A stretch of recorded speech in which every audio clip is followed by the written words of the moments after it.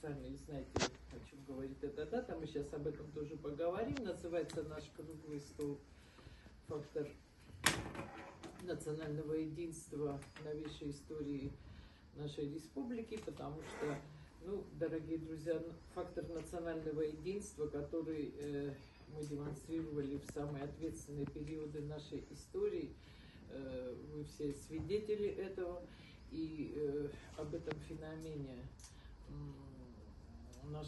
нашим надо, конечно же, говорить, вспоминать тех людей, которые стали у истоков национально-освободительного движения, которое, собственно говоря, и привело к тем результатам, которые вот сегодня есть. Я сейчас не имею в виду какие-то там, я имею в виду политическую модель, и вспомнить тех людей, роль которых просто незаменима вот во всех этих исторических реалиях, через которые мы прошли, потому что личностный фактор вот в этой всей системе сопротивления, конечно, он тоже имел очень большое значение. Вот остинское сопротивление, которое вот сформировалось на ходу, практически на ходу, без какой-то там подготовки, или, как обычно бывает, тут партии так сразу не создаются.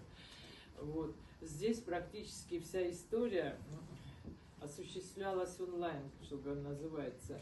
И, несомненно, те личности, которые взяли ответственность за все те события,